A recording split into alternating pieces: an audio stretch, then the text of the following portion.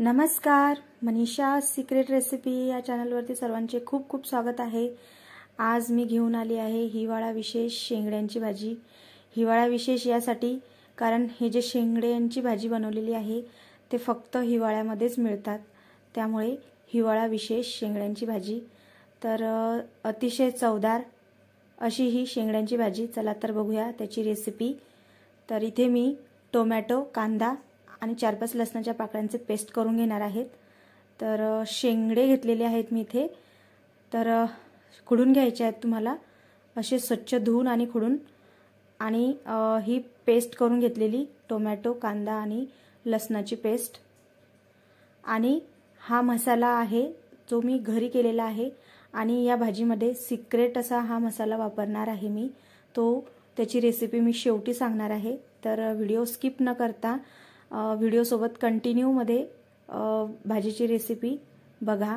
तर इथे मी गरम पाणी करून या शेंगड्यांमध्ये 10 मिनिटांसाठी रेस्ट साठी ठेवणार आहे। तर तुम्ही सुद्धा याप्रमाणेच जेव्हा शेंगड्यांची भाजी करणार तेव्हा गरम पाण्यामध्ये शेंगडे आपल्याला 10 मिनिटांसाठी रेस्ट साठी ठेवून द्यायचे आहे। तर शेंगडे 10 मिनिटं रेस्ट होईपर्यंत आपण इथे भाजीची तयारी करून घेऊया। कढई गरम करायला ठेवायची आहे आपल्याला। तर तेल गरम झाल्याच्या नंतर आपल्याला जिरे, अर्धा चमचा जिरे आणि अर्धा चमचा मोहरी घालून घ्यायची आहे। तर याप्रमाणे तुम्ही बघू शकता। तडतडल्यानंतर आपल्याला जी पेस्ट करून घेतलेली होती आपण टोमॅटो, कांदा आणि लसणाच्या पाकळ्यांची, तर ती यामध्ये घालून आपल्याला व्यवस्थित अशी तळू द्यायची आहे। छान अगदी मंद आचेवर। गॅसची फ्लेम कमी करून घ्यायची आहे। जर तुम्ही माझ्या चॅनलवर नवीन असाल तर माझ्या चॅनलला सबस्क्राइब करा, लाईक करा। तर इथे मी तिखट घालून घेतला आहे। चवीनुसार तुम्ही तिखट इथे घालून घ्यायचं आहे भाजीमध्ये। तुम्ही तुमच्या चवीनुसार कमी जास्त वापरायचं आहे तिखट। मसाला घेतला आहे मी, हा अंबारी मसाला घेतलेला आहे। कांदा लसूण अंबारी मसाला आहे हा। आणि हा मी घरी केलेला मसाला आहे। आणि थोडं शेंगदाण्याचा कूट पण घेतलेला आहे मी त्यामध्ये, थोडंसं अगदी 1 टीस्पून। तर छान अगदी तळून घ्यायचा आहे, तो पण कलसून घ्यायचा आहे आपल्याला तेलामध्ये। आणि नंतर आपल्याला त्यामध्ये थोडंसं पाणी ॲड करायचं आहे। पाणी ॲड केल्याच्या नंतर आपल्याला मिक्स करून घ्यायचं आहे पाणी मसाल्यामध्ये सर्व। आणि अगदी तेल सुटेपर्यंत आपल्याला हा मसाला झाकण ठेवून द्यायचा आहे आणि तेल सुटेपर्यंत आपल्याला हा मसाला होऊ द्यायचा आहे। तुम्ही बघू शकता तेल सुटलेलं आहे आपल्या भाजीला।